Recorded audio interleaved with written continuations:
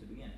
So I would like to introduce Dr. Agnes, who is the professor of applied linguistics, the founder and director of the Center for Multilingual and Intercultural Communication at the Stony Brook University in Long Island. She's also the chair of the Department of Asian and Asian American Studies. And I will just quote directly from her bio or her website. Her research focuses on the question of how language use is intricately motivated by contextual and co-textual contingencies, and how everyday human interactions reconstruct and construct identities, communities, and cultures on a moment-to-moment basis. Of course, she also specializes in heritage language studies, and she is widely published in the areas of discourse linguistics, educational linguistics, and Chinese linguistics. Without further delay, I would like to welcome Agnes.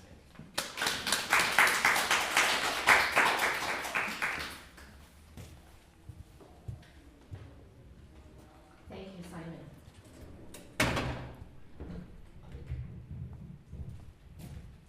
Do I need the microphone? If I talk like this, is that all right? That's all right. Okay. So I think it's a little easier for everyone.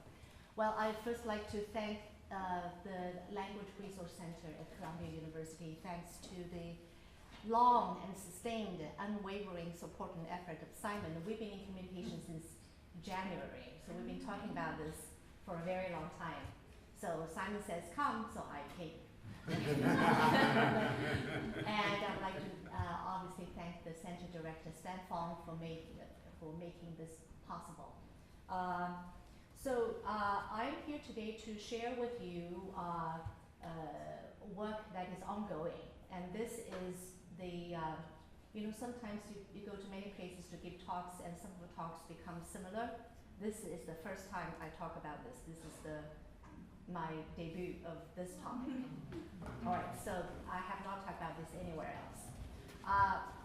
Having said that, you have to bear with me. There will be loopholes, there will be shortcomings, and this is not just a usual Chinese understatement. It is real, it is literal. Okay? So, I was told that this is going to be a very friendly group, so you have to promise me to be very friendly. But let me say this, we have some flexibility in time, so at any point when you have concerns, questions, issues, please don't be afraid to interrupt me. All right, I think that's the most productive way for us to be engaged in this conversation. I think of it as a conversation, right? Okay, a conversation about something that means a great deal to me, and something that I think is very important to the field of language, language education, language learning, language pedagogy, not only limited to the domain of heritage language, right? Okay, so my goal is twofold. One is the one big goal is talk about methodology, and that is, language research needs to be done. I think everyone in this room would agree. However, we don't always agree as to how it should be done, right? So this is the question. And the point, the overall objective is not who's right, who's wrong, but rather what are some of the conditions, what are some of the variables that we need to take into consideration as we determine the course of action that we need to take in our research that is productive for our teaching and education of languages, right? So there is no particular research methodology that is by itself, in isolation, definitively superior to any other methodology. It all has to do with the questions that we're asking, the object of our research inquiry, and frankly, it has a lot to do with our own disciplinary training, right? So today, what I would like to explore with everyone here is to look at a kind of a qualitative approach, and then to look at the kinds of insights that we may be able to gain using a particular lens with that qualitative approach, and also to consider what are some of the limitations. So that's one primary goal. The other goal is to to reinforce the importance and the relevance of research on heritage language. When I say heritage language education, is this a term that's known to all? So there's no need to elaborate on that. How many of us do teach heritage language students? Some? A lot. All right. Okay. So, so this is an area, and why this area is important. The argument has been made again and again because, well, it's important for geo-socio-political reasons. Some of the languages are national security sensitive languages, and there are many reasons. As I talk about my materials, I'm going to emphasize the reasons that are fairly personal and individual, reasons that that is deeply rooted in personal aspirations as well as familial interests and community interests, right? Reasons that have to do with identities, communities, and affinities. So these are the things that I'll be focusing on. So this is going to be a brief outline. So I will begin by considering what are some of the major questions that we now face in the area of heritage language research. And before I move into a focus on narrative inquiry, narrative research, and then I will move from that narrative research to look at how is there a space for us to integrate narrative inquiry with ethnography, particularly linguistic ethnography. And then and if we do, what kind of theoretical foundations that do we have, and what kinds of methodological implications are there? And I'm going to use Chinese as a heritage language as a illustrative point to discuss these relevant questions. And then we'll consider some merits and limits in the end, right? So this is the rough outline. Okay, so what are the things that we worry about, when we talk about heritage language research? A lot. I'm not going to read what is already on the slides, but there's a lot, right? Essentially, we need to understand this mystery. It's both the heritage language, either maintenance or attrition, can be, this is a resounding approval of what I'm saying. It could be it can be both mysterious and marvelous, right? You have some cases where somehow, there are not very many, but there are cases where somehow persons who have a cultural or familial interest in the language miraculously just hold on to it from generation to generation, and they do really well, right? That's a very happy story. Very few, but there are some. In most cases, however, we know that, according to US Census 2015, by the third generation, our home languages are gone.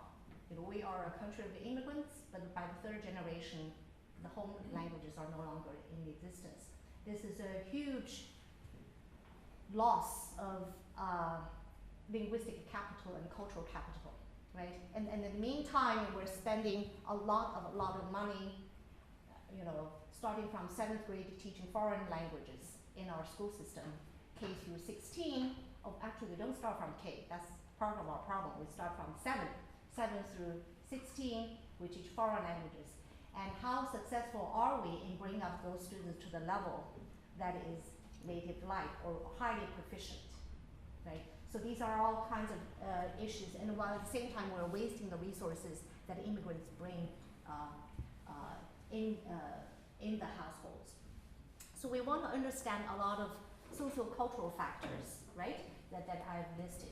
We want to understand why sometimes that learners would reject and then deliberately abandon, refuse the home language, and at some point they come back to us, especially in college. They say, oh, I want to study Arabic because, and then children say, oh, I want to study Korean because, I always hated it when my mom wanted me to go to those language schools when I was young, but now I think I want to do this.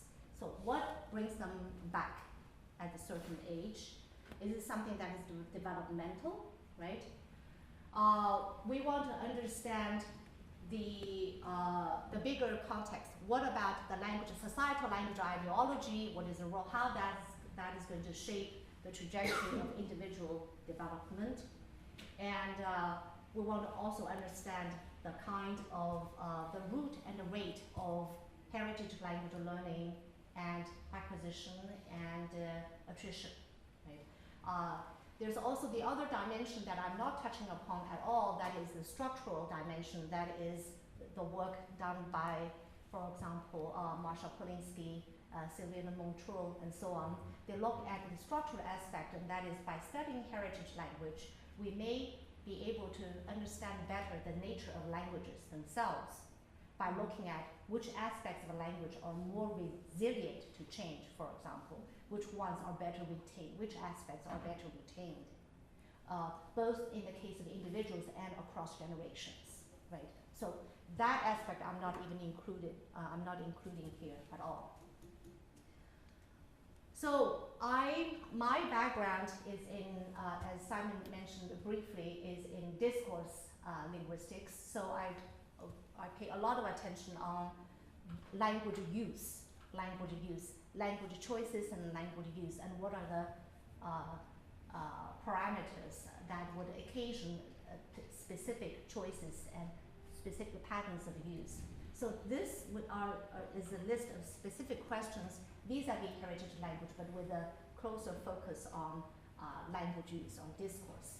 And I will elaborate a little bit. So when we look at the language development or the language shift, if we go from a discursive perspective, then I've been arguing for over a decade that it is not sufficient for us to take snapshots of what happens on a particular given moment, right?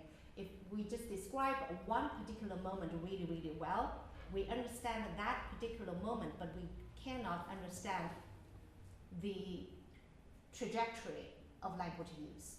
And it has very little predictive power as to what will happen years from now.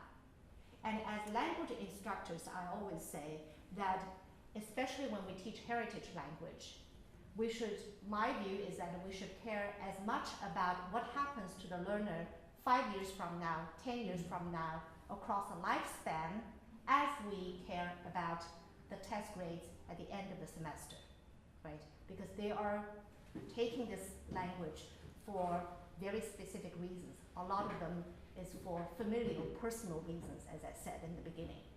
Okay. Now, given this kind of lifespan aspiration as instructors, as language instructors, I think our scope ought to be much broader than the classroom, than the particular semester also. So we're looking at attrition, acquisition, or maintenance across a fairly sustained period of time. So that's number one. Number two, what exactly is the relationship between the home language and the mainstream societal language? In the context of US, the mainstream societal language is English, right? So it is very easy for us to say, oh yes, of course, these kinds of things happen very naturally because with the influx of English materials in English, there's no way they can keep the language. It is very intuitive, it is very easy for us to make, to generalize that. But if we look at specific instances, if we look at not just the frequency of language use, but also the significance of language use for the speaker and for this speaker's interlocutors in life, the story gets a bit more complicated, right? When we think about what kinds of things that matter to us, right? We say a lot of things. I mean, we walk through the whole day saying, I don't know how many sentences we would have to say. Most of the things we would not remember, but we probably would remember, maybe at least during 1 week, in a week's time, maybe in a month, we remember a particularly significant moment. When you said something to somebody, or when somebody said something to you, that is so important to you, right? And I would say that moment could very well be the moment that takes place in the household. And that person who says something to you could very well be your mother, I'm sorry. It's not that I don't think fathers are important. Okay, they are. But mothers do, I mean, in my research, it's the mothers who talk to me a lot more than the fathers, right? It could be that particular moment that's so significant to you. And that language may or may not be the mainstream societal language, period, right? So I'm saying from a qualitative perspective, it's not, we're not just counting how many utterances you make during the day or throughout the whole week. We're also considering the significance of what we say, the importance of what we say. Okay. Now, when we factor in that qualitative aspect of a language use, then the relationship needs to be reconsidered, right? To be thought about more carefully. The third item: what is the relationship between participation structures and the interactional routines? Now, this is more people who do conversational analysis. I see some smiling faces here. You know what I'm talking about. This has to do with the particular speech roles that we take in any kind of interaction. So we often ask people, how often do you use English? Give me a percentage. Do you use English 80% of time, or 85% of the time, or 25% of the time? How often do you use a home language? 50% of time, 35% of time? Are we familiar with those kind of questions? Those questions tell us something, but they're also missing a lot. Okay, so here's the argument. Now, it has a lot to do with what we actually do in discourse, not just in which language this interaction is taking place. In this particular interaction that's taking place, now we're using English because that's, I have colleagues who speak Italian and French and German and Korean and Chinese and all that. So English is our common language, that's what we're using. But in this particular interaction of this moment, we have very different speech roles to play, right?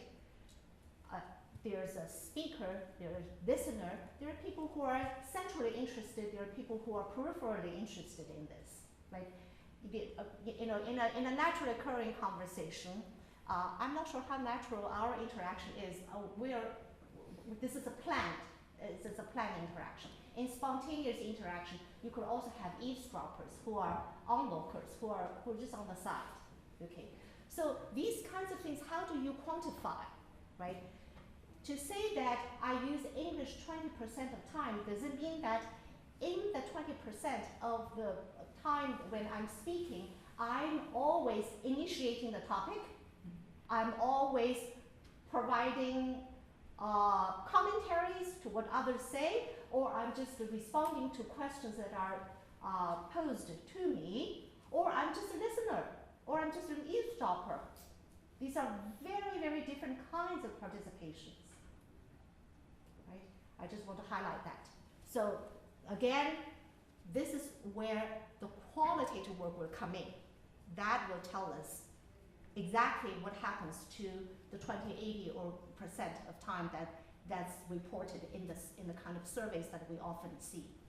Okay? Communicative needs, choices, and styles of different generations. And this is again going on the theme of this sort of lifespan concern, right? So you would have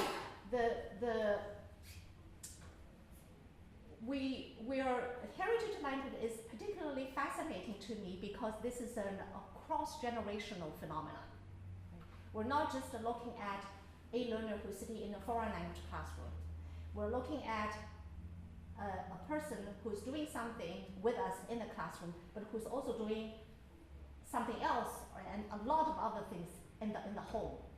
And the reason this is a heritage language for the learner is because there's something connected through language and the culture with the parents and grandparents and so on. And then in the case of immigration, what happens is language sort of is a funny thing. We all move from one space to another space. We take the same airplane. Our bodies move at the same speed, but our language changes at different speeds, right? So if you look at, you have a 3-generation household who are here, the language shift, the language change is going to be very different for the children to the parent, and from the way it's changing for the parents and the way it's changing for the grandparents. So this is highly interesting. So you have 3 generations in the same space, but almost in different time, in different linguistic time, if you know, if I'm making myself clear. Okay? So this is something, that's a story, again, it's a very complicated story to tell, right? So for language learners, typically we focus on the generation of children who are in our classrooms. So they have to connect with people who are in the same space but in a different time almost, in different linguistic time. Okay. That would then entail the different kinds of needs, different kinds of preferences as to what language to use, what manner and a mode in which they use that language. Okay? Lastly, not only that in the same speech event we have different speech roles to assume, that with the same individual, depending on the particular speech events this person is involved in, and depending upon the particular social network of the very many social networks this person inhabits, this person is going to assume different speech roles, right? So how many speech worlds do we inhabit these days? You know, I just checked my cell phone before I started the talk. So we live simultaneously, we're communicating with people who are very, very far away from us. Maybe some of the messages are not all in English, right? So in different languages, but in the same time, we're also connecting with multiple space. And in each of the speech events we're involved in, we take a different role, right? You know, there's some things that I need to respond to for my department right now. I said, I can't do this, right? But there are other things, the message from my daughter, I said, well, you have to wait. Okay, so a lot of things, we do different kinds of things.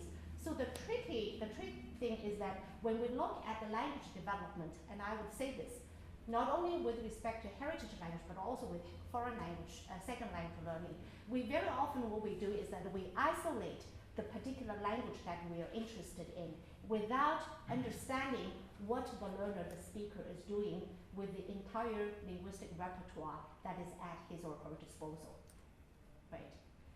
And that is going to make our understanding of the learner very difficult if we don't understand of all the communicative needs that this person has. All right, so having said that, these are, if you agree with me that the previous questions were important, then I hope it would sound logical that a quantitative approach would not be sufficient because they do not tell the entire story, right?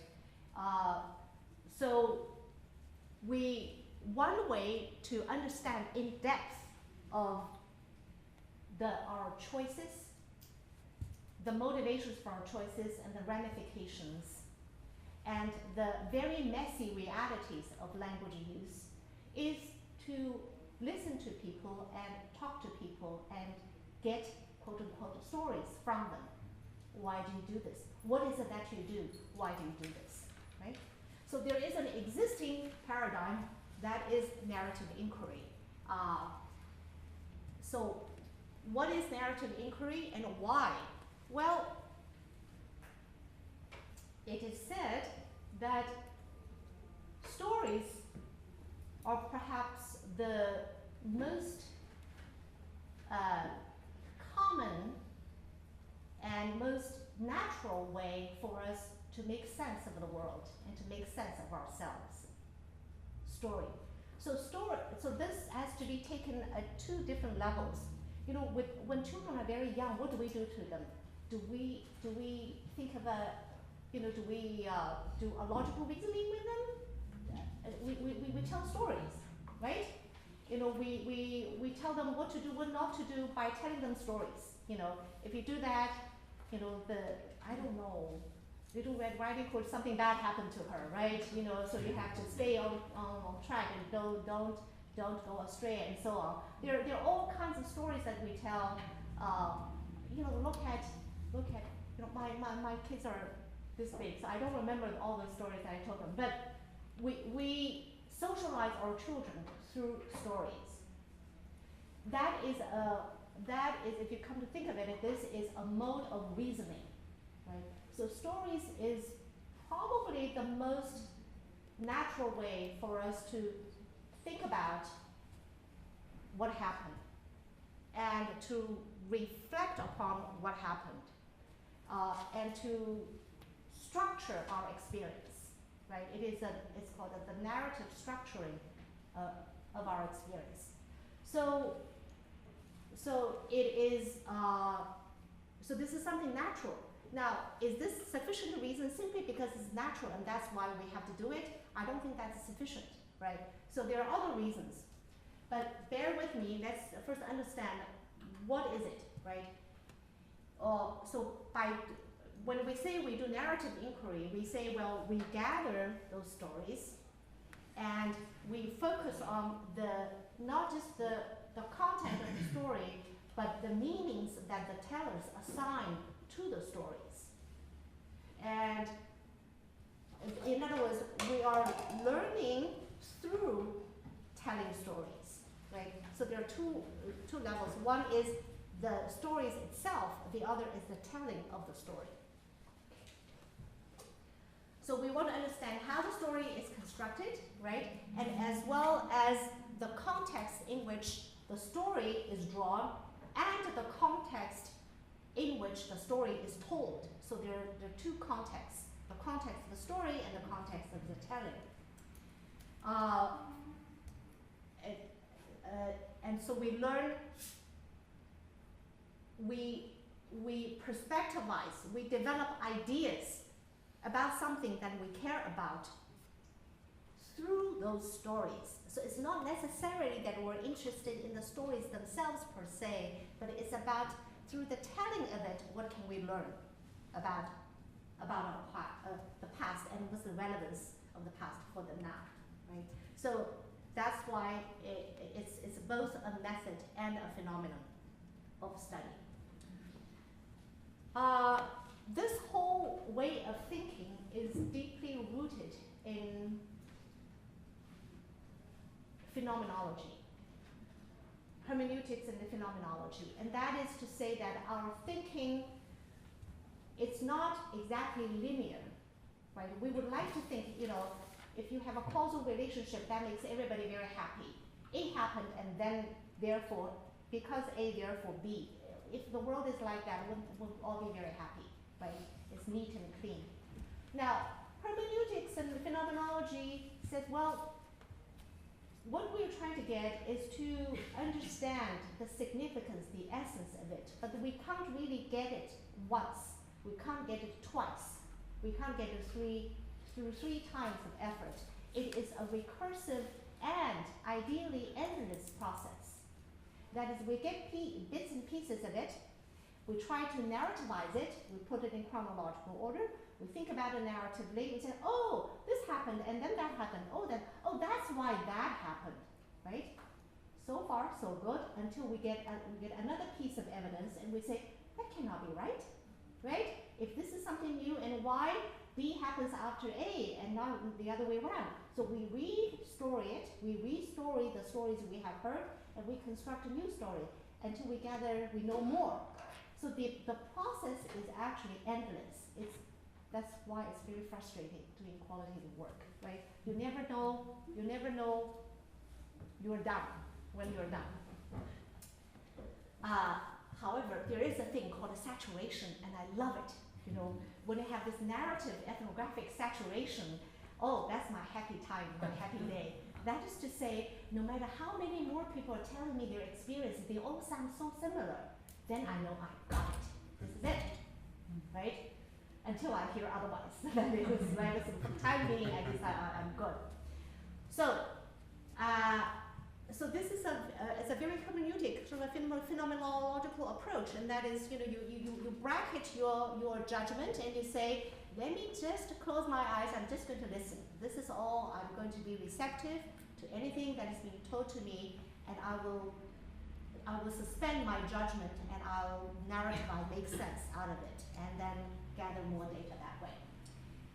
And going back to re-theorize and then re-narrativize and so forth.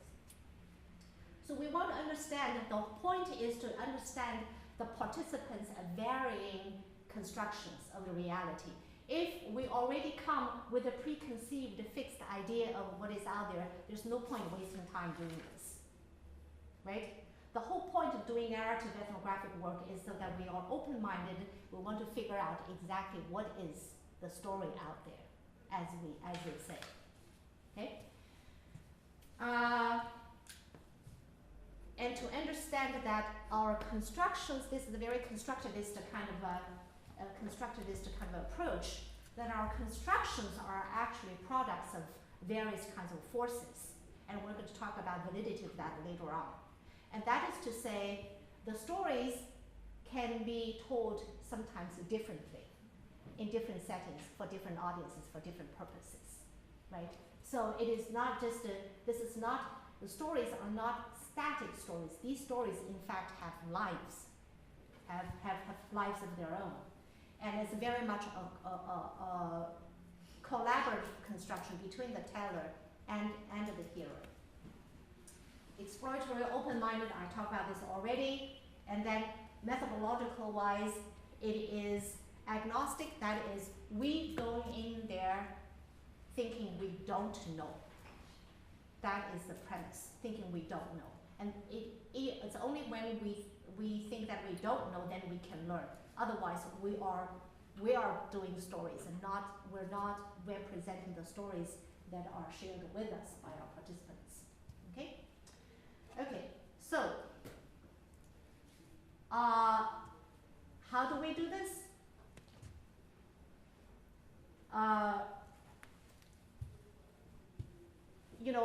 When we do survey, when we, on a microscale of 1 through 5, how would you rate something, or giving me a percentage of a time of particular patterns of a language use, that makes us very happy. And this is something that we can do to a lot of people, right? You can get 500 responses, that's great. If we're gathering stories, doing in-depth work for one person, if you're working with 5 people, that's a lot of work already. So if anyone is completing a dissertation, you can tell your advisor, 5 people doing narrative work is a lot of work. Okay. But it gives us this sort of the richness and the rigor that is different from what you would get from this sort of massive scale experimental work and questionnaire-based surveys. Okay, the role of the researcher is as I said, the first thing what we need to do is to distance ourselves from the stories and assume that we do not know, and we need to recognize the things that we do learn from our research participants are the things that are given to us within a specific set of contextual parameters, right? So knowing both the potential richness of what we're getting, but also the limitations. Okay, I'll quickly move on to some actual data that a lot of that will make a more sense. So how do we do this? We gather stories through, the most common way is to do semi-structured interviews, right? We bring people here, we say, well, tell me about, how you, what is it like, when you have dinner in your household, what language do you use, for example? Or when you grew up, who do you live with? You were grandparents, what did you do and what language do you use? I mean, how did you start out? Why do you come to college language, heritage language classrooms, so on, right?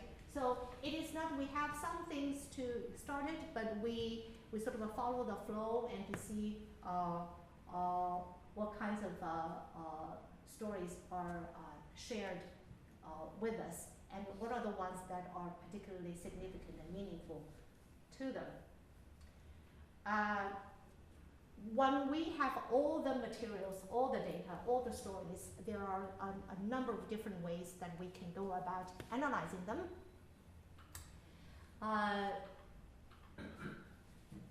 I myself, I read a lot about Donald Polkinghorne's work, and he's looking at the two worlds, the narratives themselves and the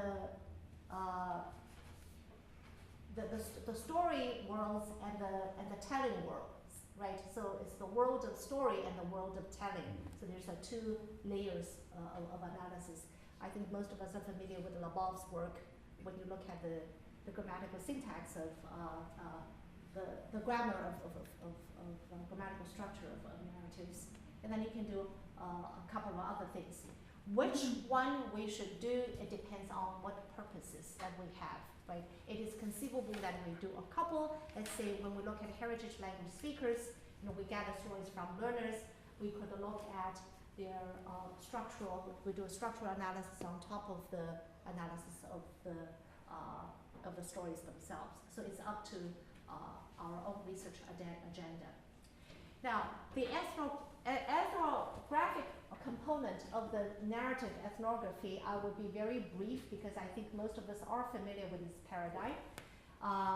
So it is both a way to approach the work, and it also, you can say I'm writing an ethnography of something, that's also a product, right? So it's been used extensively, I think most extensively in anthropology, and particularly in linguistic anthropology, where my own work focuses on language socialization. That is to look at the role of language in the social lives of individuals and communities, and how they shapes the communicative trajectory. And with respect to heritage language, we want to understand, what does it mean to be competent in the language, and what are the forces of the socialization, what is the role of the socializee, do they share the common goals, and what are the specific discursive practices that would bring about socialization, these sort of issues. Now, if you look at these two approaches, the ethnography and the narrative, I will be very brief about this. This is the kinds of data that are admitted for ethnographic data. So this is what I want to talk about. There are a lot of shared characteristics, right? If you look at narrative inquiry and ethnography, first of all, they both emphasize we're working with natural setting. We don't bring anybody to the laboratory, and we don't do stimulus response. We don't solicit data per se, right? We look at what happens, and the researcher plays a very important role. For the ethnography, we need to be a participant observer. For the narrative inquiry, sometimes the researcher participates in the constructing of the story by sharing reflections and responses, sometimes resonances with the stories that are being told subjects. We also go to multiple data sources, and the mode of analysis is, as I said, inductive, right? So we don't begin with something that is a priori. We work from the material that are given to us, and it's recursive, it's iterative, and the focus is on the participant. Okay, the last thing is probably the most sort of unsettling, especially for junior scholars, and that is we do not have a tightly pre-configured research design. This is very worrisome for people who start doing this work, right? We do not have a tight design, that is, we're open to what happens, and we want to be responsive to the phenomenon as it unfolds. Right? So that's the kind of approach that we have. Why do we put them together? Well, ethnography as being practiced now, very often focuses on the either we have this big context without specific details, or we have details without enough of contextualization. So narratives will give us a way to go, for us to go into depth as to the reasons why people do certain things, but the ethnography would give us the context of why these peoples are giving us these kinds of stories. So they look like a very natural kind of a complementary approach that can be put together in addition to the shared characteristics. So now I will share with you some of the things that I've been looking at. That is my work on Chinese as a heritage language, abbreviated as CHL here. So overall, what I would like to understand is what happens, right? What happens? Whether it is maintenance or attrition, what happens? What are the variables that would contribute to different kinds of outcomes? What are the things that actually matter? I also have the second question I have is very humanistic in nature, although I see myself as a social scientist, right? This idea is I want to understand human beings, I want to understand human lives, right? What happened to them? You know, when a person moves to one place to another, what happens to a person, right? And then we move to a place to another place. We know we don't just carry our luggages with clothes and important things. We also carry with us, perhaps the most important thing we carry with us is the language, right? So the life of language, what happens to it? And then as the stuff is happening to our language, what happens to us? That is the question, right? That's the third goal, is to look at heritage language as a pathway towards a global citizenship. Okay, so specifically, you know, having said all I've said above, you know, my focus is ambitious. I want to look at the entire linguistic repertoire, not just focusing on what this person is doing in the particular heritage language class and what score is it before he took the class and before it concludes the class. But what is this person doing with all the linguistic resources this person has in different life spaces? Okay, so that's a fairly ambitious agenda. The different life worlds, communities of discourse worlds. We want to understand the manner of access to various languages in the US. You know, sometimes we tend to think if we read published research, sometimes foreign language research or heritage language research is framed as if there are only two languages in the world. There's English and this language. You know, do you agree? Yeah? You see what I see? Sometimes as if but the world is not like this. Come on, this is Columbia University. Which city are we in? New York City. If you go outside street, I don't think you need to go to the street if you're just on campus, right? You hear so many different languages. So a lot of what we see, a lot of what is actually happening is not yet reflected in our research, and that worries me. That worries me. Okay, so and different access to different languages, even vis-a-vis English, we haven't done a sufficiently good job as to exactly what kinds of access to English that we have, right? You can have a person who said, well, I use English all the time. I have an example where a kid tells me, I only use English with my brother, and you're going to hear she doesn't, okay? So it's not that anybody's lying, it's just that we're not conscious, you know, we don't have sufficient awareness of the very, very rich and complex and chaotic linguistic milieu that we live in.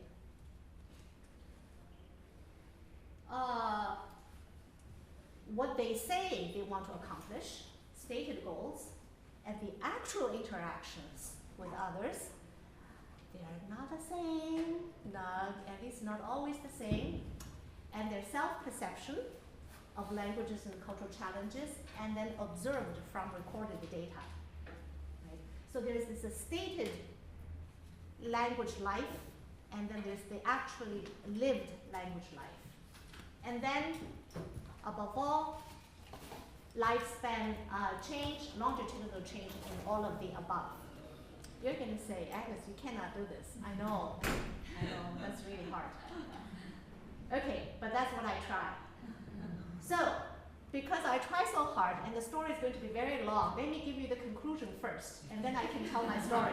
Okay, and then Simon, whenever I need to end, you just tell me, and I'll just end. Okay? Okay. End of story. So let me start with the conclusion. The conclusion is stories by themselves are not good enough. Probably not surprising. Okay? Ethnography alone is not good enough. Okay. Putting them together, there's a great need. Probably is not enough either. Okay, but that's the conclusion for now. And this is very much already it is echoed by these two scholars in the book called Analyzing Narrative Reality. It's very readable. It's a great book. It's a great book. Although this book, the authors are not concerned with applied linguistics or language education, but it provides a great perspective. Okay, now I can relax and tell my story, right? Okay, now I'm giving you the conclusion. Okay, so what do? I look at various levels of speakers who are by definition can be are speakers and learners of Chinese as a heritage language. Okay, so I started with kindergarten. In fact, the data has some data, some pre-K data also in the household. And then Chinese language schools, these are weekend-based language schools that are taught by volunteer parents. And then when these the kids enrolled in middle school, and then what happens when they're in high school and then in college level. These are different students. These are different speakers. I do not have 25 years to follow them. Haven't lived that long yet. I'm very old, but not that long yet. So these are different populations, right? But the data are real. But I'm just putting them together to create this sort of a big lifespan story. Okay. All right. So when kids are about to start school, I met with a lot of mothers. Fathers don't have time to talk to mothers. So I'm going to share with you a mother's story. All right. This is quite long.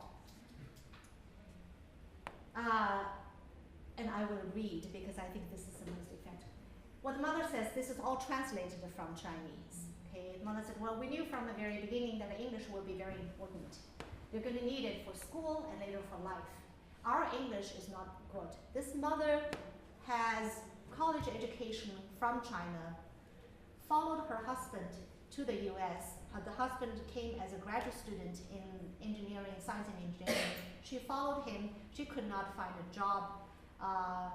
And then after the husband graduated, they started a little business, upgrading computers, some kind of store, right? This is their business. Okay, our English is not good, so we cannot teach them good English. When Andrew was young, he didn't have much exposure except for watching TV programs such as Sesame Street, Barney, and Blue's Clues. I had wanted to send him to preschool so that he could learn it properly, but it was too expensive. In the beginning, we took him to work at a store where we kept a separate space for him to play, to sleep, and watch TV with his baby sister. Sometimes our customers would play with him, give him some little toy. Somehow he could figure out that they didn't speak Chinese, and he would always say to them the only two Chinese expressions we taught him, thank you and bye-bye. Then my mother came to help us and lived with us for almost 2 years. So we would leave Andrew and Angela at home with grandma when we attend the store. We worked long hours those years. When we finally got home for dinner, Andrew was already almost ready for bed. I would bathe him and read him some stories when I was not too old or too tired. The stories were mostly in Chinese, like Sun Wukong, Hu Lu Wa, Tan Gu Kai Tian Di, Yu Wa Bu Tian, etc., etc. We had some children's books in English too, from some of our very kind customers and from garage sales. But I always felt funny reading them. I never actually read them to Andrew.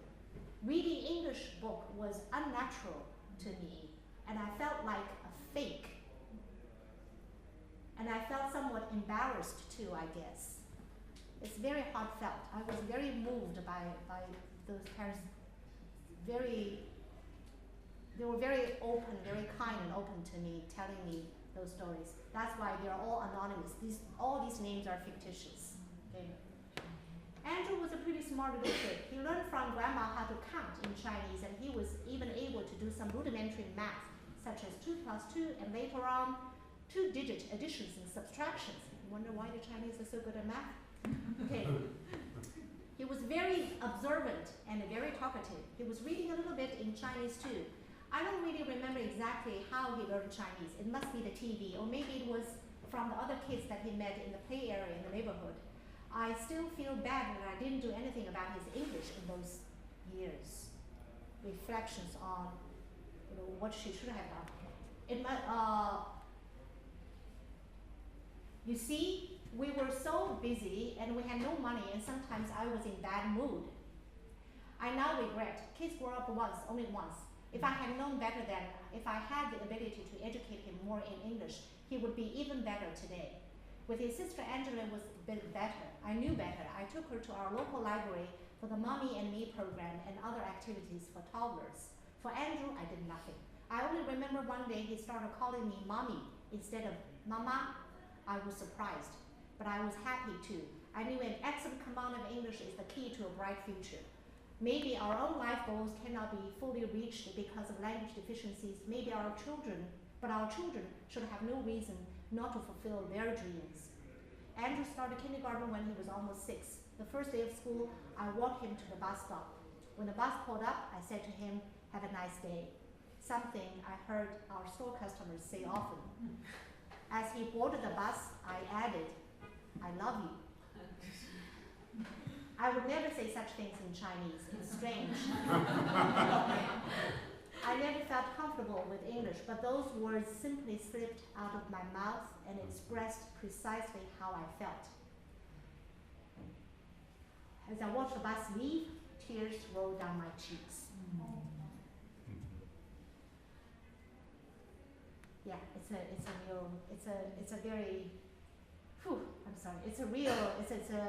it's a very genuine mother. It's very rich. It's a lot about language ideology. Even in retrospect, this kid's Chinese is not good, but the mother is still regretting not teaching enough English to the child.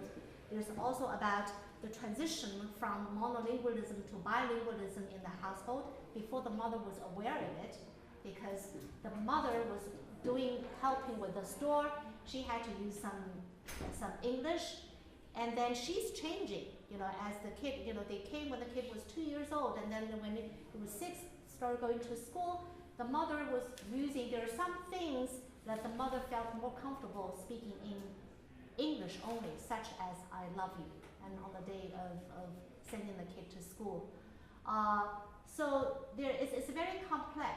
We would like to think language, we would like to, if we can only say, if stories were simple, our life would be so much simpler, but so much more boring also, right? So part of my passion is that because it's so complex and sometimes it's contradictory, this mother, there's no question, she loves her children dearly, and she would say some of the things, most personal, most affectionate things in Chinese. But that "I love you" she had to say in English. But by doing that, this kid from then onwards would be speaking less and less of Chinese, and then more and more emotionally alienated from the parent. Right? So it is all very complex. It is a very complex story. So what I tried to delineate from the story is that there is this necessary bilingualism to natural bilingualism, right? This process actually takes place in a very complex way. So if you think about immigration, and I would say today that this process really started before the parents arrived in the US. It started when the parents started learning English in China. right? When they decided to pursue a graduate degree here, this process has already started. And then when they have children, there's this sort of a intuition, gut feeling of wanting, feeling embarrassed, ashamed, and inadequate because they don't speak, the parents don't speak good enough English, and they feel inadequate because this level of English is not compatible for the degree and the degree of intensity of their love for the children. So they're torn. It's a very deep, deeply felt this sort of a conflict within them. They always feel that they owe something to their children, right? And yet, when the children are doing so well in the English language, they are also hurt. They're doubly hurt because they feel that they can no longer connect with the children in a way that is meaningful and significant to the parents and to the children either, right? So the process is not straightforward. It's not where the parents want to hold on to them, speak the home language only. No, that's not what happened. And it's not just it's not the opposite either. It's not you don't speak the home language, you speak English, you do well there. No, it is everything, tangled together. All right. Ready for another story? Okay. The next story is from grandmother, and that tells you that actually the language, when you have 3 generations, I said a moment ago, those the same household would take the same airplane, but then they would take the different language planes, right? Transportations here in the U.S. So in most cases, the grandparents would have very minimal command of English, if any at all. So here is this would be a short story. This is the grandmother said about Mei Ping is the daughter, is the mother. Grandmother said every morning Mei Ping took Andrew to the bus stop. Every afternoon I took Angela with me and we wait for Andrew to return at the bus stop. So the mother, what happened in the afternoon, the grandmother would pick up the kid. The bus driver was a lady. She looked older than me. Why did she retire at this age? Did she have grandchildren of her own to look after? I often wondered. She was very nice, always smiling. Andrew loved her and called her Fanny. Well, I said, given her age, you should call her Grandma Fanny, not just Fanny. No, just a Fanny, he insisted. Andrew would not tell me what he learned from school. I don't know why. I never found out whether what I taught him at home was useful at home, at school. He didn't seem to have homework either. There were often some sheets of paper in his backpack. They looked important, but because I don't read English, I had to wait for my daughter and son-in-law to check him in the evening. This was the time when Andrew began to play computer games. His father knows a lot about computers. He got him games to play at home. I don't know what those games were, but his father said they were not just for fun, but also educational, so I didn't object. Ever since Andrew started school, he began to change. He didn't talk to me much anymore. If I asked him something, he would only give very short, very simple, one-word answers. He didn't even like my cooking that much anymore. One day, he asked for spaghetti. That sounds like you should not even mention it, even in the face of death, spaghetti, in Chinese. I said, "Aya, ayo, what is it?" In the end, her mother made the dish for him. Retro account by retrospective. There's another story that we don't have time to go through. When the grandma felt very proud that the grandson actually was able to connect her with the neighbors. So there are other moments of pride and joy, but this is clearly you see where things are going, right? There's going to be less and less communication between across generations. All right. There are there are moments when the stories actually don't agree with the actual encounter, with the recorded data that I have. So here is the teacher told me about stories about a boy who's a CHL speaker. The teacher said, well, he's doing great. He's so bright. He's really doing really great. But then if you look at and he participates a lot, and no problem.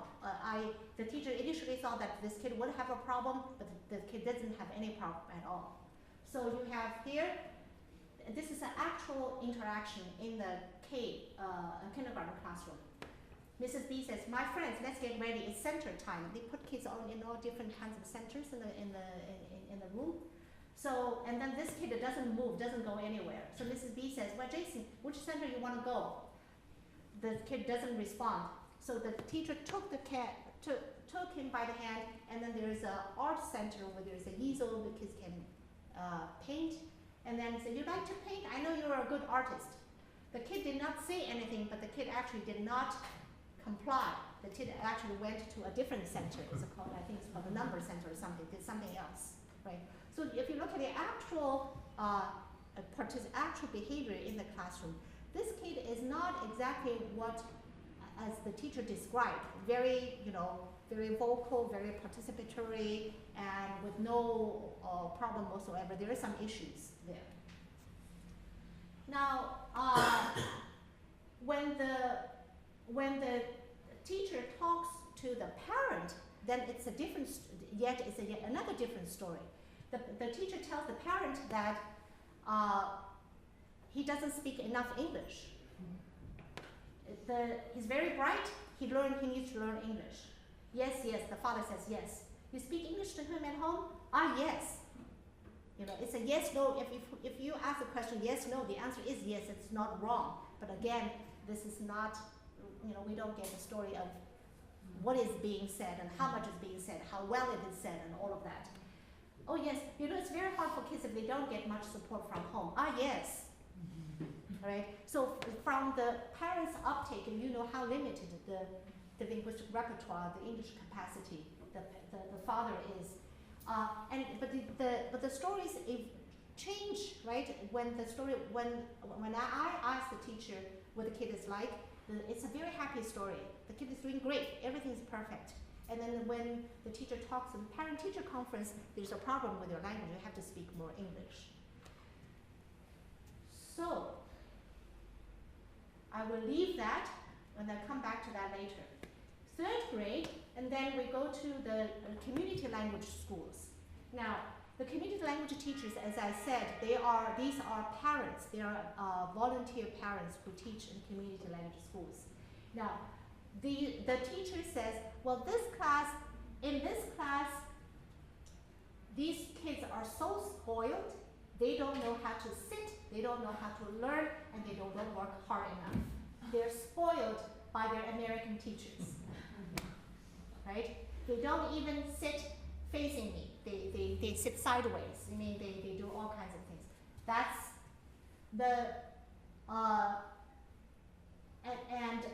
the students say,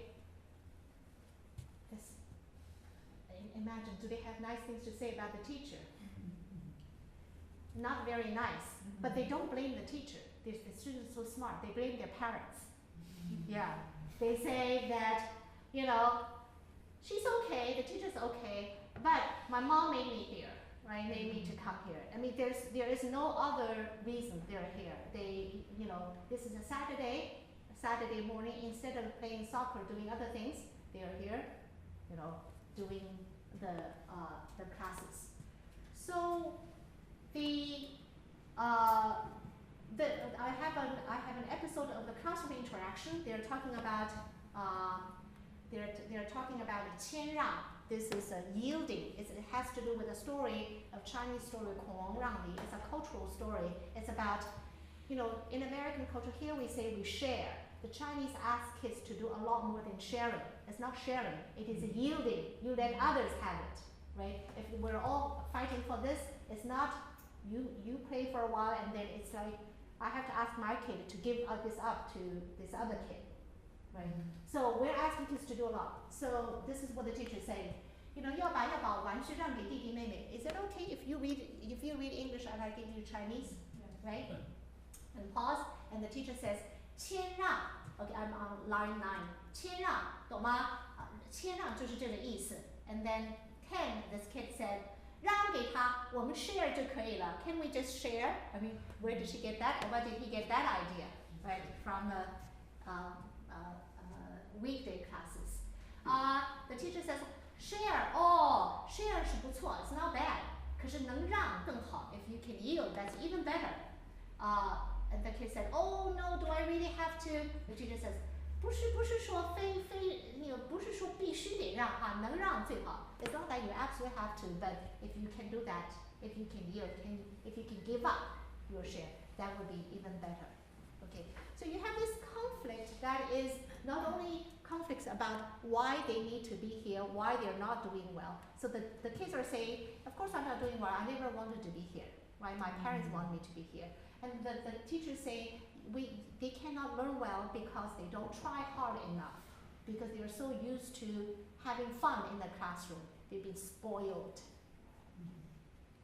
Different learning ideologies. I'm trying also to get different, the danger of a single story. This is Chimamanda Adichie was talking about the danger of a single story, right? So we try to get, what different persons are saying about the same speaker. This is already junior high. This kid is kind of student we all dream to have. This kid is doing really well. There's a schoolmate who says, oh, that Chinese guy, or is he Vietnamese or some other kind of Asian? He's okay, doesn't bother me. But what is he doing here? I think people like him should go back to China, or wherever he comes from. I don't mean to be mean or anything, but that's just my personal opinion. Yeah, reality check. A neighbor who's also an immigrant says about this kid, really nice young man, he'll have a great future. I wish my son more like him. Is more like him? Is more like him? My son only play with people like him, only Chinese. Too narrow, You live in America, you want to be American, So he can be looked at by peer immigrants as a model immigrant child, right? If you're American, you don't just mix with Chinese. So he's seen here he's a hero, he's a model, a role model.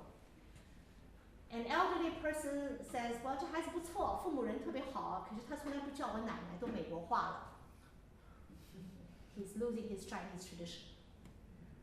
Mother, he studied not bad, has good grades, like computer, play computer game all the time, never stop, spend a lot of money too. Like brand, waste money. You understand what the complaint is, right? Two complaints, playing games and waste money, right? Waste money. So waste time, waste money. So very honest. The sister, he talks to me, but he really doesn't talk to anyone else in the family that much, and he's real busy with stuff. That's what the younger sister says. This is just life. Now, in real life, this is what happens in real life. This is a recorded, transcribed data. Right? In addition to all these stories, at dinner table, grandmother says, 你想吃什么? What do you want to eat? There's no response. Then mother says, 姥姥跟你说话呢, grandma's talking to you. 这个孩子憋尿了, and then she talks to somebody else. And then after a long while, this kid says, I'm not hungry. Right? So if you look at, in bilingual research, we often talk about what is the marked language, what is the unmarked, right? As if in any interaction there is a language that can be designated as marked and the other as unmarked. And I dare say, in this case, you cannot determine which one is marked and which one is unmarked, because in this interaction, grandmother speaking Chinese is unmarked. This is what grandmother does all the time. Mother speaking Chinese is unmarked because this is what mother speaks naturally to the son. But the mother also speaks to the son in English. If mother had been speaking in English, that would be natural, unmarked also. For the child to be responding, I'm not hungry, that is not marked for him. It is marked in this particular isolated state of interaction, but is unmarked across all speech events that he's engaged in. That's what he is. That's what he does right now. But by doing so, this child has already excluded one of the participants in the interaction, that is grandmother, right? So grandmother is left out of the conversation. Now, so what are the different kinds of stories? Now, it's very interesting. Grandmother stories is a story of pride and a loss. That is, proud of my son, a grandson, doing so well at school. He brings home trophies and the medals and da-da-da, wonderful. And then there's also this sense of loss. He's not communicating with her anymore. I mean, this is at the dinner table even, right? Not communicating anymore. Grandmother's story. Mother's story is also, has two, is a conflicted story. Explaining to grandmother, mother always says, he's too busy. So, he doesn't have time to learn Chinese. She is making excuses for her son. But with the son, she's, when the mother talks to me, this son does not try hard enough to study Chinese. So there are different stories told about the same person, but different stories told to different people, right? So it's very interesting. The mother never defends the son to the researcher, but she would defend the son to grandmother. I don't know how universal that is, but that's the case. Okay, then the sibling says that the sibling story about the brother is that the brother and the sibling, they always speak in English, right? And then, but then there's this moment when the mother says, asking the two children, there's a video they want to watch. The mother says, do you want to watch the movie now? 你们现在要看吗? Do you want to watch the movie now? The verb is 看. 看. 你要看吗? 你们现在要看吗? And what the sibling does is, who claims that she never uses Chinese with the brother, the sibling does something that is quite unusual. I'll do this for you, and then I'll play the audio for you. So the sibling then redirects to the brother and asking the brother, 你要看吗? Do you want to watch it? Right? That would be the original Chinese if it was spoken in Chinese. 你要看吗? But instead, what she did was, you want to watch. She uses English, and then the watch does not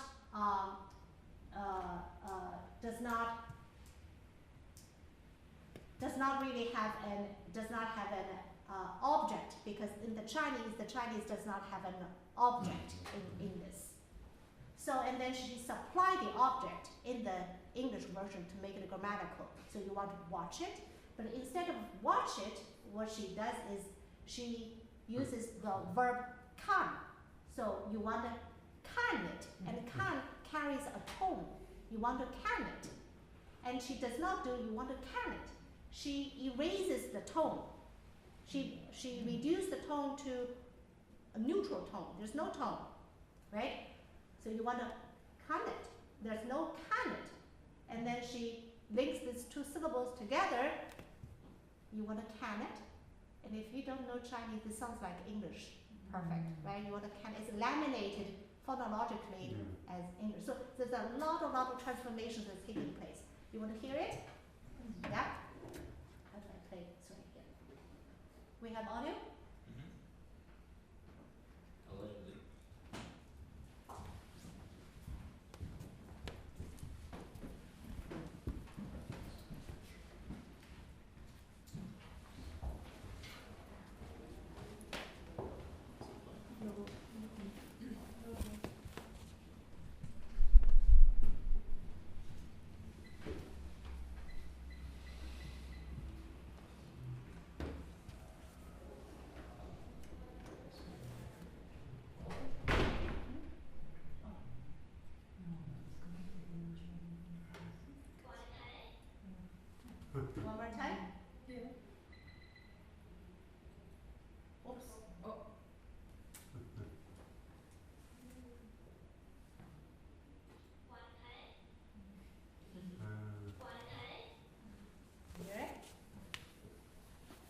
the canon, right? Okay, so you get the idea. So even the younger generation, when they give us stories, these stories need to be checked with actual recordings of data, and they may not be accurate.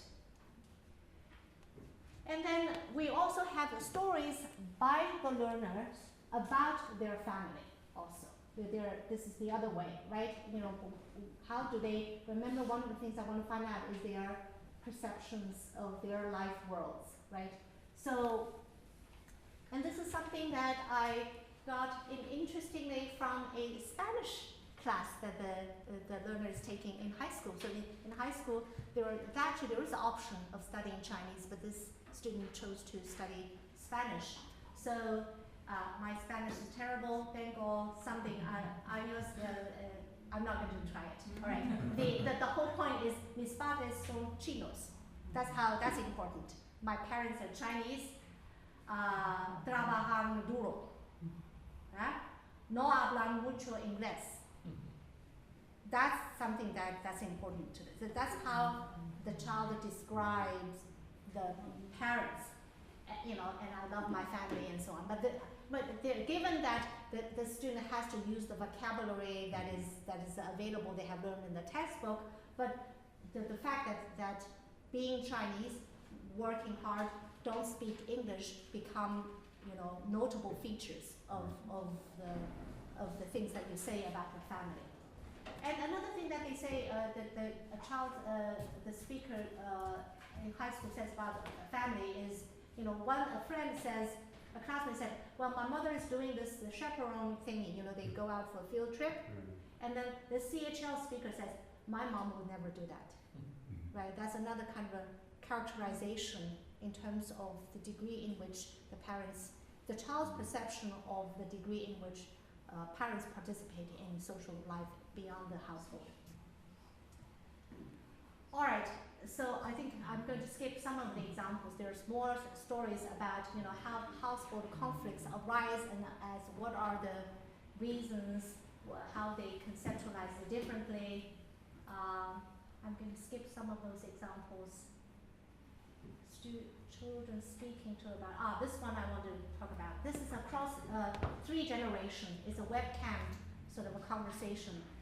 This is when the grandmother is actually in China, and then you have the mother and the child. So it's all about, the mother says, well, Ma, happy birthday. Grandma says, happy, have you had dinner? I don't know why have you had dinner. But mother says, we're pretty good having dinner. Jason, come quick, say happy birthday to grandma. And then he doesn't come. Can you please come? Okay. And then the mother says, well, 他特别忙，学校事特别多. He's really busy, lots of things to attend to from school. And then finally the kid comes, hi, 姥姥好，生日快乐. Hi is not a Chinese greeting, never mind, but he says, hi. And grandma says, 哎呀，你怎么也戴眼镜了? How are you wearing glasses? Are you working too hard? And then the child says to mom, can I go now?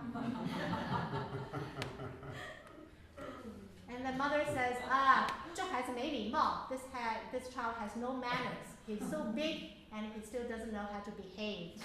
Okay, so this is very 50. Okay, I'll be very quickly. So the idea is the mother takes different stances. You know, she's defending the child, but she's also scolding the child to show that she's being a good parent, right? I know my son is not behaving well, so I'm showing my mother I'm actually a very competent mother. I know he's not behaving, but at the same time he has his reasons. So don't blame him and don't blame me. That sort of thing. So, but you see, we're talking about speech roles. I don't have time to go to specific speech roles. In this case, if this child has reported to us, yes, I do use Chinese, this is a very qualified instance of using Chinese because there's nothing that he initiates. He's being called upon, he's being coerced into this conversation, and he does minimum uptake in the conversation. and he leaves, he asks to leave ASAP, right? And I know Simon wants me to stop ASAP, which I will. I'm going to skip this. This is the student's writing. I tell this is a long story. Okay, we have no time to go into this. I want to do this mother, all right, the last thing about mother. In college, this child says, well, I'm also taking Chinese history. No, mother has no response. The child says, it's hard. Mother says, hard? You study hard, it's easy. That's what the mother is speaking Chinese. The child says, Ma, you don't get it. Mother says, why Chinese history? This child is an economics major. Economy major need Chinese history? I study my major, I never study history. This mother has a science degree, undergraduate degree. Ma, you never get it. 你不懂啦. You don't understand. The child is using Chinese here. I'm taking it because I want to, nobody asks me to. Okay, so this is the reversal of the trend right now. This is when parents are so confused. Why are you doing Chinese? You're wasting tuition studying Chinese. All right, so the big story, the child could be very verbal and then going to school very silent, not speaking much and then speaking English only and then somehow going back. It's not a neat story. You think of a language loss, it's not like you have a lot and then you lose, and then you have very little. It's not, it doesn't happen like that, right? Zigzag. And if you look at the mother speaks home language and then the mother picks up Chinese, and then when the child is very good, the mother actually relies on the child to do a lot of interpretation, negotiating with the outside world. And then as the immigration experience unfolds, the mother's English also evolves over time. So it's not a zigzag story either. It's not a straightforward story either. Okay? So going back to some of the limits, well, first of all, we want to know, we've heard stories, we've heard some of the contextual background, so we want to ask really authenticity, right? By authenticity, do we mean, we've already heard that some of the stories change depending on who's telling it, from which perspective, and for what purpose. On different occasions, stories can be told differently. So how do we gauge authenticity, right? Or are we talking about, what do you call this? The blind person and the elephant, what was the name of the story? that's the Chinese version. It's the blind person who's, it's Aesop's fable, right? It's a blind person, one person says, oh, what's the elephant looks like? The elephant looks like a trunk, or the elephant looks like a fan if you pull in the ear, if the elephant looks like something else. Are all of these different facets of truth, and how do we deal with authenticity, right? So that is a question. The second question is about consistency. Consistency over time, consistency across speakers, consistency across settings, right? And when they are not consistent, what is the role of the researcher, right? I think it's more important to ask these questions than to answer. I have some answers, but I will ask these questions first. A third question that is posed for narrative study as well as ethnography is generalizability, right? We're looking at a few small number of families, small number of participants. Are they representative tokens of a big type, right? How can we be sure they are representative token of type? I have an answer to that question also if you're interested. I'll be happy to answer that question. And then finally, what is the role of the storyteller?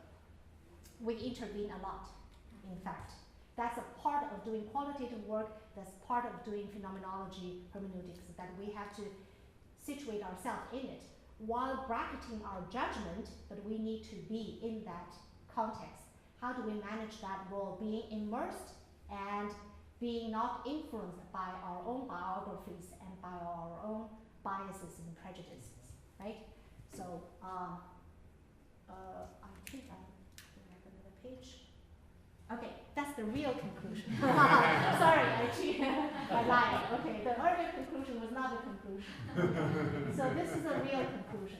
It's not a happy conclusion, but it's some kind of conclusion, which I'm not going to read. It is out there. The idea is that there is not one version. There is not one version. There are many versions. But then do we say we just throw up our arms and then there's nothing we can do? There are just different stories. I mean, what are we going to do about it, right? I think each different version, each different perspective tells us something about some aspects of language learning. And then when they put together, they gave us this sort of a contextual complexity. I think I will pause here and stop here for some questions, and then if you are interested in my answers to some of the earlier questions, I'll be happy to address them. I think that's it. Is that? That's pretty good. That's it? Thank you. Thank you for your patience. And then, as I said, I'm on it. This is really a work in progress. So I'm working on the book. Yeah. Thank you. Actually, I have two questions. Yeah. The first one is, did you have any chance to apply your framework to a different language? I mean, I was wondering if I would like to apply it to Italian as an heritage language. Migration to the United States, for example, is completely different from the Chinese one from an historical point of view. Also, what is Italian, because we have Italian dialect, we talked about Cantonese and Mandarin in the end, but there are some different behaviors.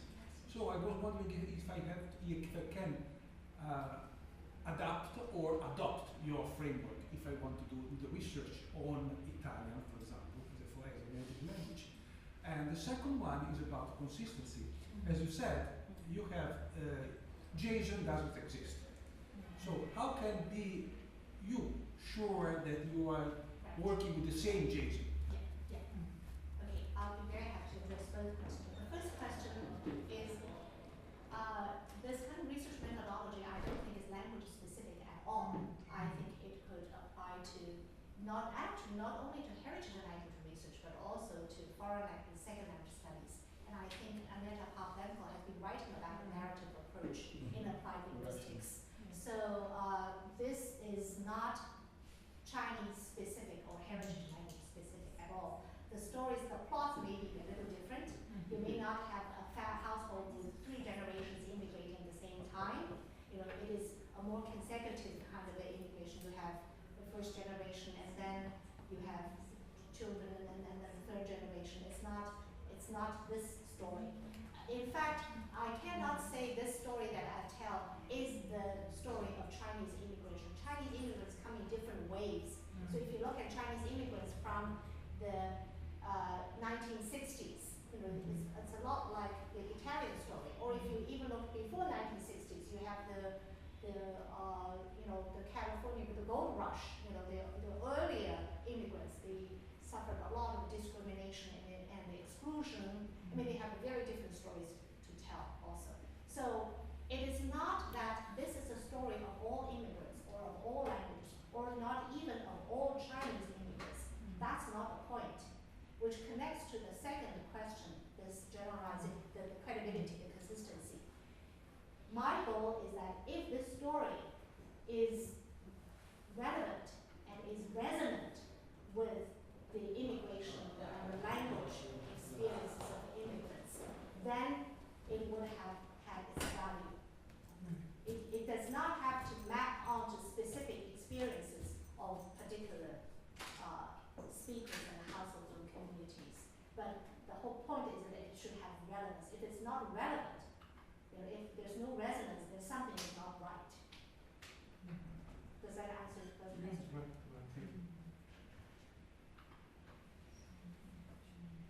questions?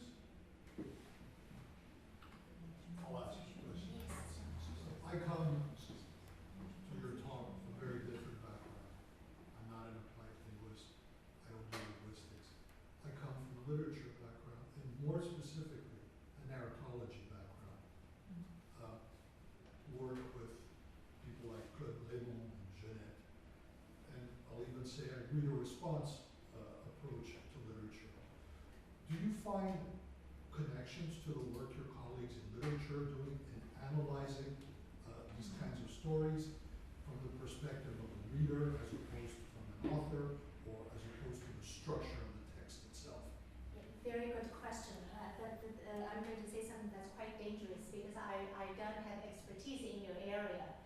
but I think I alluded to the fact that the question that I ask is very humanistic in nature. So there's their connection there, right? Because I'm passionately, deeply interested in what it means to be a human being in today's world of globalization, mobility, immigration. You know, what happens to us and to the languages that we carry with us, right? So that is a very humanistic question. So I cannot write a it's not a war and peace, but it's getting fairly long, as you can see.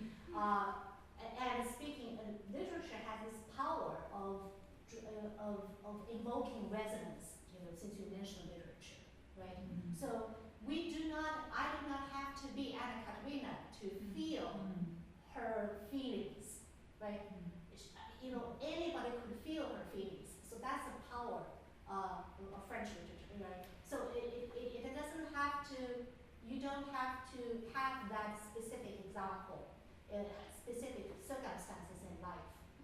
So in that sense, I think there's a little, to a much smaller degree, what I do would be something like, it has some element of that. This is our database, the data are all real. It is definitely non-fiction, but by putting them together, I'm hoping to create a narrative impact. And that is the story of immigration. That is the story of language when immigration happens. In that sense.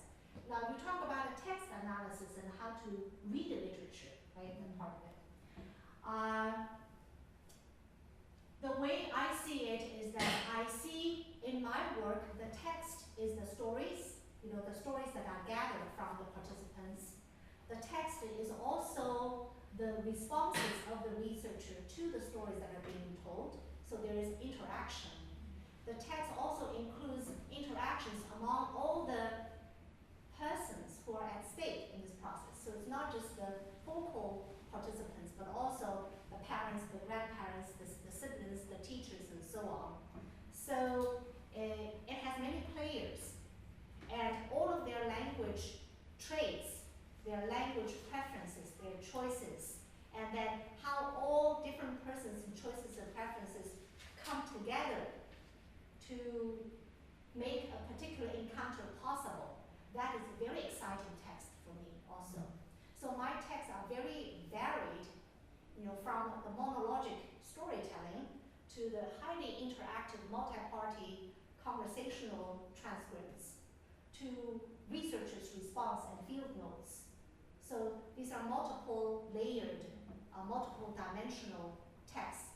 And the way to make sense of it is to perhaps to triangulate these data and to find intertextuality among them, something that would make sense, and that would require a fair degree of subjectivity on the part of the researcher, right? So I think one of the things about generalizability is that when I have all these stories, when I have all these transcripts, and I have these audio-video recordings, now if Stefan, you are the person who's looking at these Chinese data in transcription, would you have arrived at the same sentiments, same conclusions as I have? My answer is probably not, because I bring my own background to it. I have 2 children who are heritage language speakers. I'm a mother myself, right? But these stories are not about me, you know. But then I would be careful in not saying that you're telling the history of heritage language. It's a history. Yes. It's like in reader response, you're actuating a particular meaning that is meaningful to you. Someone else can actuate another one. Yes, very well said. Yeah, it is a reading of, I always say this is one story of very many possible stories that can be told about this and the similar experiences. Another literature. Thank you so much. Thank you so much for your talk. And I had a question. It was really a vast constellation of issues, and there's one I wanted to focus on for sort of selfish reasons. So we want to reach students at the the university level who are taking the language for heritage reasons. And so you talked a little bit about the narrative saturation, the story that you heard again and again. So we have anecdotal understandings of why students take language for heritage reasons, but I was wondering if you found on your own a sort of evidence-based shared narrative for why students take language at the college level with heritage motivation. Is there some particularity about it that might be useful to us as we try to understand why students want to take a language that are heritage? Okay. Well, yes, I think I understand your question. All right. So correct me if I'm wrong. From a research standpoint, the challenge we face now is that the people that we gather data from are already the ones who have self-selected to take a heritage language. So we're missing the entire population who choose not to study heritage language, who do have a heritage language, right? So we're not getting data from the people who don't come to our classes. So the story is already partial to begin with, right? So I'm acutely aware of that. I mean, this is a serious, unless we do a separate study where we look at everyone who carries a heritage language, that would be, rather than focusing on students who are already enrolled in our classes. Okay, so that's number one. Number two, those who do come, now there are two kinds of issues. One is, if heritage language is seen as an enrichment, right? It's something that you use a capacity that you acquire by choice. There's a lot of motivation to do that. I mean, especially in colleges like yours here, there will be a lot of students who do very well, and then they want this additional thing that they have, and something that would add to their prestige and their pride and their, this is what Kenji Hakuta was talking about in the 1980s in the book Mirror of Language, right? If you have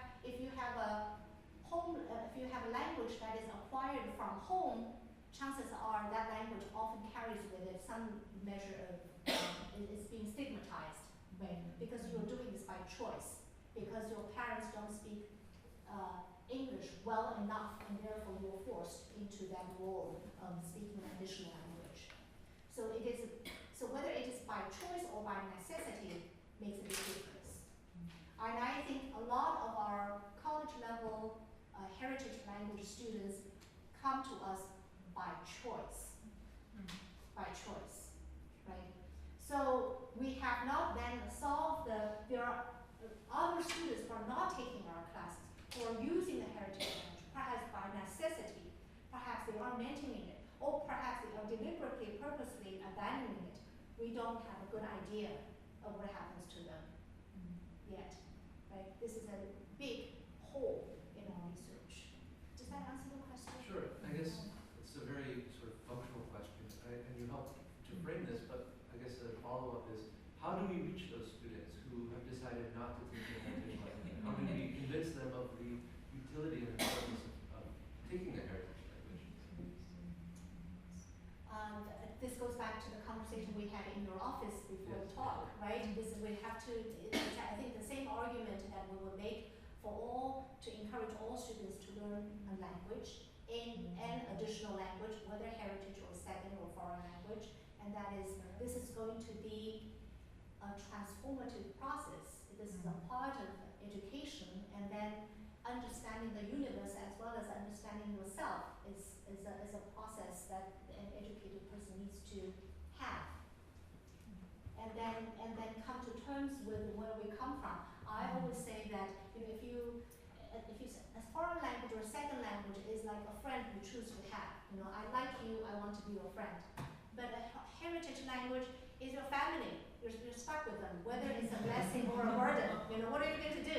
If you love it, great. If you hate it, sorry, you're stuck with it, right? So I would tell everybody, since you're stuck with it, why not make the best use of it? That would be my pragmatic argument. We have time for one more question. Thank you, Professor. I really like your lecture, and when I listen to listening to you, like telling the story, it Sima Qian is also doing almost the same thing. He pick up some anecdotes and then reconstruct those things into the story. So I think, and I'm very flattered. He's talking about this, the great historian in Chinese history 2,000 years ago. No, I cannot be. but you were like, in a linguistic approach. And what I want to ask is that when at the beginning of your lecture you said the third generation of immigrants, they lost their ability or they lost interest of their heritage language, like Chinese, competence of Yes. Chinese. Which reminds me that this almost the same thing happened in China. That those Manchurian dominators, like like Qing Chao, like the Qing dynasty, they come from Manchuria. They speak Manchurian, but at last their like final emperor, they lost this. They cannot even speak Manchurian. They cannot speak their whole mother tongue, mother language, like which is Manchurian, except for his name, like Aishiguro he himself. So, do you think this way of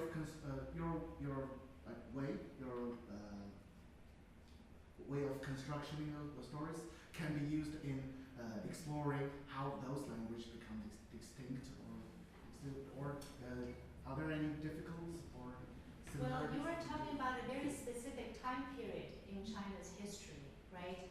And then most of the people are no longer with us. So you would have to rely on historical artifacts, Yes.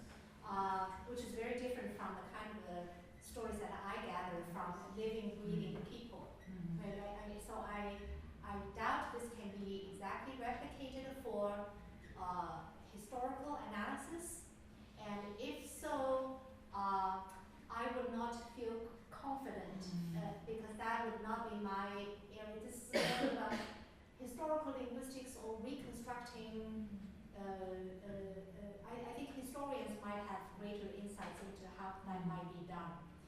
Because we're talking about a social societal change that's accompanied by language shift in a particular time that's far removed from here and now. I've never thought about this. I would just be honest with you. I don't know the answer. Can you work with written text only?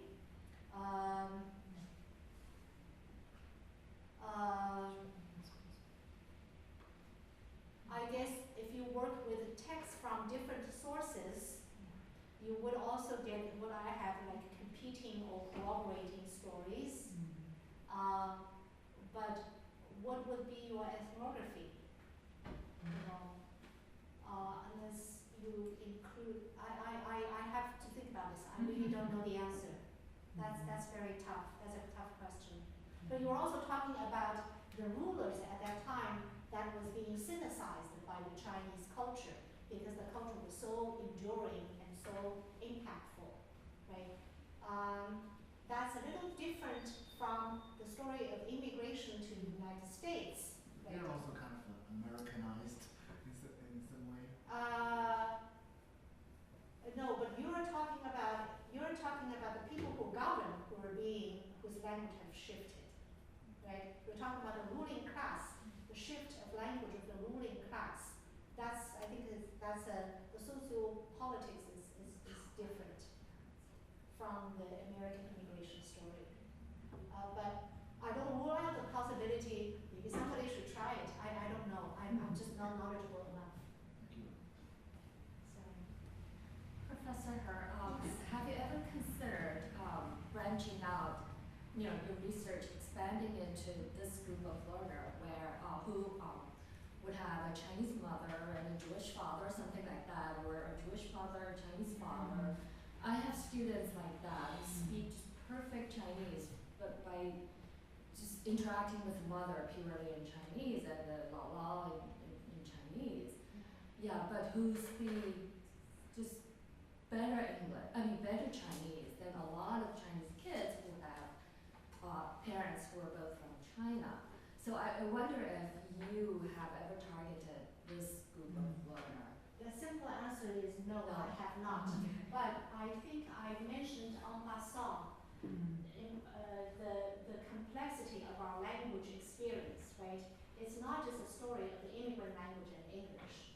I think I said that, Yeah. right? So